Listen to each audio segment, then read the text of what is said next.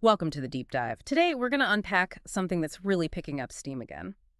The idea of making Eid, Diwali, and Vaisakhi official UK bank holidays. We've got sources looking at all sides, the arguments for, the arguments against, what these festivals actually mean culturally, and, the real-world impact. Should give you a pretty quick grasp of the whole conversation. And this isn't just like an old debate dusted off. We're seeing recent surveys, community petitions. There was that June 2025 report from Harrow Online showing real support.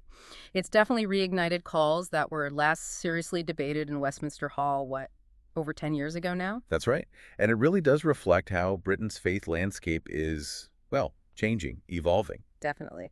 So let's get into it. Okay. Well, I think what's really fascinating is how this whole discussion shines a light on the amazing diversity of faiths we have here in the UK.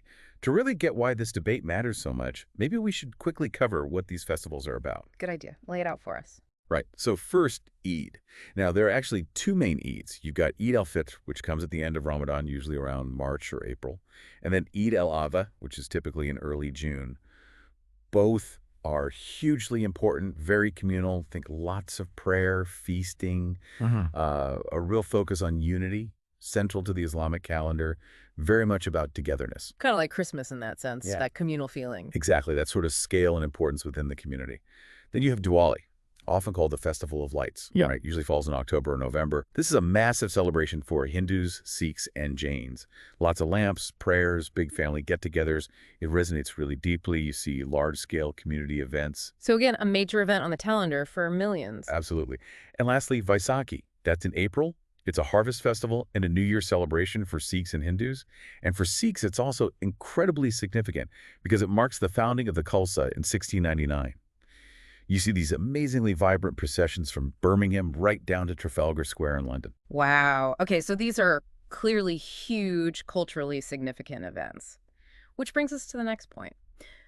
What would making them official bank holidays actually do? What's the impact? On one side, you hear this really strong desire for symbolic inclusion, social cohesion. Yes. There's that powerful quote going around, it's not just a day off, it's a day to belong.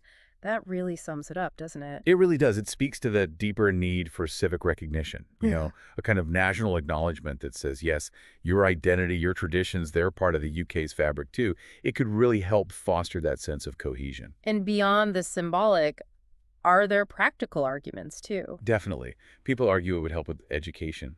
Kids often miss school for these key festival days.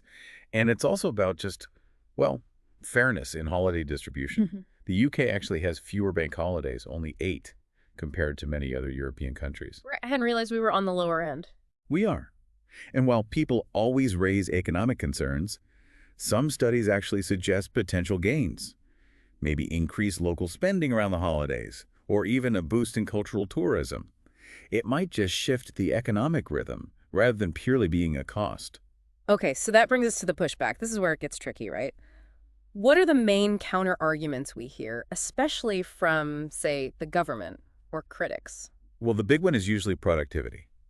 The government often talks about the cost to the economy, potentially billions lost for each new holiday. The standard economic argument? Pretty much. And then there's what's often called the slippery slope argument. If you recognize these three, which other festivals or groups might ask for recognition, where does it stop? I can see how that becomes a concern. It does. Although you look internationally, and many multi-faith countries think India, for example, manage multiple religious holidays. They often focus on those with the biggest community impact, or sometimes have regional holidays. It doesn't necessarily lead to an unmanageable number. That's a fair point. And it's also worth noting that many UK businesses already accommodate these festivals informally, or employees just use their annual leave.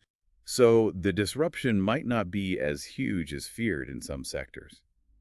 You mentioned international examples. How do other countries actually handle this? Does somewhere like Singapore maybe offer a model the UK could look at beyond just the idea of floating dates like Easter? Absolutely. Looking abroad is really useful here. India, Malaysia, Singapore, they all have Eid and Diwali as public holidays.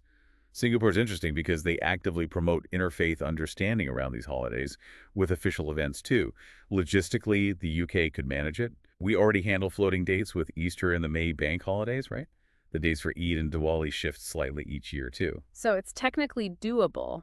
Technically, yes. Hmm. The real challenge, I suppose, is for the government to weigh that potential economic impact against what seems like a very significant social benefit, that feeling of inclusion. So it really boils down to that tension, doesn't it? Perceived economic costs versus this powerful social desire for belonging and recognition. Precisely. And, while the UK government might seem slow to move on this historically, the conversation definitely isn't fading away this time. If anything, it feels like it's gathering momentum. You've got the renewed petitions, MPs are definitely feeling more pressure, and we're even seeing related pushes, like the ongoing effort in Wales for St. David's Day to become a bank holiday there, maybe starting locally. It suggests the conversation about recognizing diversity through holidays is very much alive. Indeed. It really highlights that complex balancing act the UK is constantly navigating, trying to honor tradition while reflecting its modern, diverse identity. Well, thank you for joining us on this deep dive. We hope this discussion helps you think about how the UK continues to shape who it is as a nation. Until next time, stay curious.